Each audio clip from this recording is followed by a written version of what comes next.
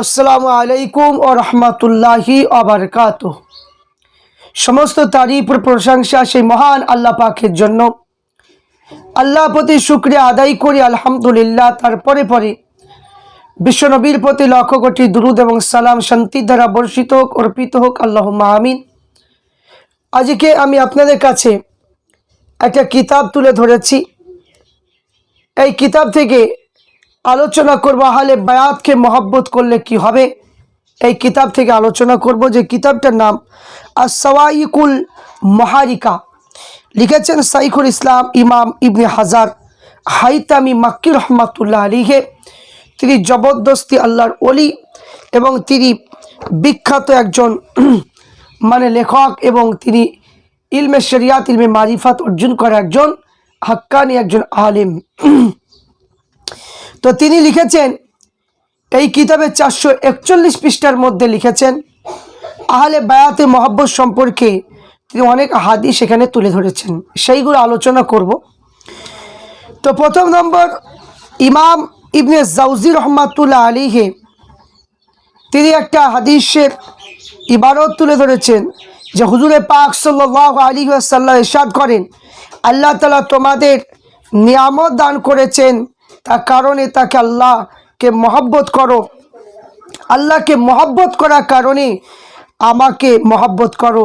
আমার মহব্বতের কারণে আমার আহলে বায়াতের প্রতি মহব্বত রাখো। সুবহানাল্লাহ।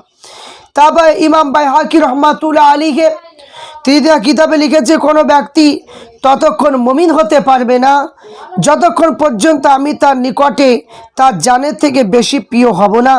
আমার সন্তান তার সন্তান থেকে বেশি প্রিয় হবে না। আমার সত্তা তার সত্তা থেকে বেশি প্রিয় হবে না। তাই সেই বর্ণিত আছে যে হযরত ইবনে আব্বাস বলেন যে, ইয়া রাসূলুল্লাহ, ইয়া হাবিব আল্লাহ, যখন কুরাইশরা পরস্পর মিলিত হয় তখন হাসি মুখে মিলিত হয়, আর যখন আমার সাথে মিলিত হয় তখন এমন চেহারা মিলিত হয় যে তাকে আমি চিনতে পারি না।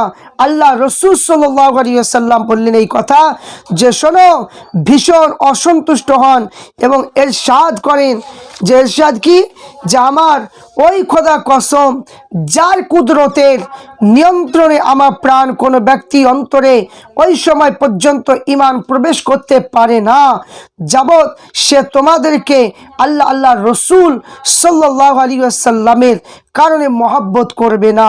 তাই ইমাম ইবনে মাজা হযরত ইবনে আব্বাস থেকে বর্ণনা হাদিস বলেছেন, আমরা কুরাইশ গোত্রের লোকেদের সমাবেশে তাদের পারস্পরিক আলোচনাকালে তাদের সাথে সাক্ষাৎ করলে এবং তারা তাদের আলোচনা বন্ধ করে দিত, আমরা বিষয়টি হুজুরে পাক সাল্লাল্লাহু আলাইহি ওয়াসাল্লামের খিদমতে উপস্থিত করি।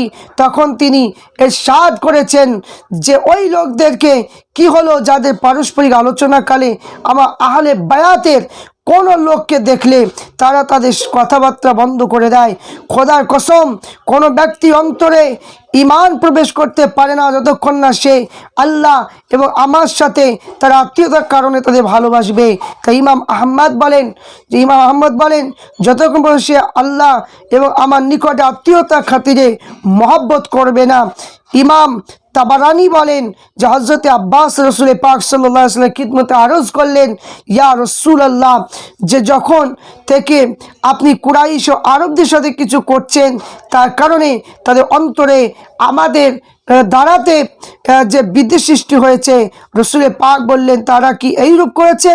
ওই সত্তার কসম যে যার কুদরতি নিয়ন্ত্রণে আমার জান, কোনো ব্যক্তি ততক্ষণ পর্যন্ত মুমিন হতে পারবে না যতক্ষণ পর্যন্ত সে তোমাদের আমার মহব্বতের কারণে মহব্বত করবে না।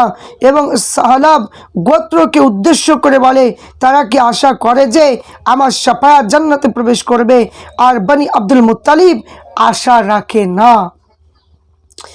ইমাম তাবারানি আরো বলেন, রাসূল পাক সাল্লাল্লাহু আলাইহি ওয়াসাল্লাম বলেন যে, হে বনি হাশিম, নিশ্চয় আমি আল্লাহ তাআলার কাছে তোমাদের জন্য দোয়া করেছি তিনি যেন তোমাদেরকে নসিব ও দয়াবান বানিয়ে দেন, আর দোয়া করছি যে তোমাদের পথ হারাতে যেন হেদায়াত ভীতু দের নিরাপত্তা খোদার তো তৃপ্তি যেন যে করে দেন।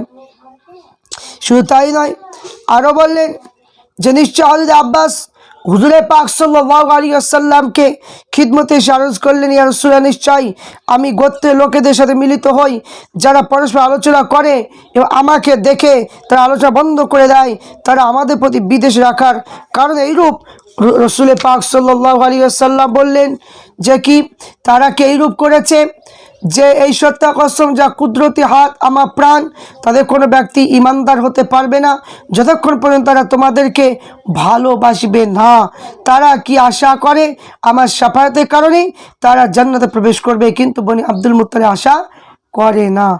জান্নাতে প্রবেশ করার কথা এই হাদিসের কি বর্ণনা করা হয়েছে যে এখানে কি সুন্দরভাবে হাইতামি রহমাতুল্লাহ আলাই তিনি বর্ণনা করেছে। শুধু তাই নয়, এবং শুধু তাই নয়, তিনি হাদিসের মধ্যে আরও বর্ণনা করেছে ইমাম হাসান হুসাইনের জন্য, আহলে বায়াতের জন্য তিনি সুন্দরভাবে তিনি বর্ণনা করে দিয়েছেন। তাই এখানে যে এত সুন্দর বর্ণনা যা কি বলে শেষ করা যাবে না। ইমাম বাজ্জার রহমাতুল্লাহ আলাই তিনি বর্ণনা করেন রসুল পাক সাল্লাল্লাহু আলাইহি ওয়াসাল্লামের ফুফু সুফিয়া বিনত আব্দুল মুত্তালিবের পুত্র মারা গেলে তিনি শোক প্রকাশ করেন, হুজুরে পাক তাকে ধৈর্য ধারণ করার উপদেশ দেন, এবং শুধু তাই নয়, তখন তিনি নীরব হয়ে বাইরে বেরিয়ে হন। ওমর ফারুক তাকে বললেন, আপনি আপনার চিৎকার করার কারণ হলো আপনার হাতে রসুলের পাকে আত্মীয়তা সম্পর্ক রয়েছে, তিনি আল্লাহর নিকটে আপনার কোনো কাজ আসবে না। তিনি এই কথা কি শুনে কান্না শুরু করে। তা কান্না আল্লাহ রসুলের কোনো দিনই কি যে কোনোতে যে আরবি কোনোতে পান তিনি তাকে সম্মান মহব্বত করতেন। তিনি সুফিয়াকে জিজ্ঞাসা করলেন, উমারের কথা তার নিকটে পেশ করলেন এবং তিনি বেলালের লোকদেরকে নামাজ জন্য আহ্বান করার হুকুম দেন। মেম্বারে আহরণ করে তিনি ইরশাদ করেন যে ওই লোকগুলি কি অবস্থা হবে যাদের ধারণা হবে আমার আত্মীয়তার কোনো উপকার আসবে না, কিয়ামতের দিনে আমার সরব নসিব ব্যতীত সব সব বিচ্ছিন্ন হয়ে যাবে, কারণ ওই দুনিয়া আখিরাতে বজায় থাকবে। এই দীর্ঘদিন হাদিসের বর্ণনা এটা পাওয়া যায়। তো এখানে যেটা আমাদের মেন কথা হচ্ছে যে আহলে বায়াতকে মহব্বত, আহলে বায়াতের প্রতি ভালোবাসা আমাদের প্রত্যেককে রাখতে হবে। আল্লাহ রসুল সাল্লাল্লাহু আলাইহি ওয়াসাল্লাম তিনি যে কথা বলেছে আমাদের প্রত্যেককে সেইভাবে মেনে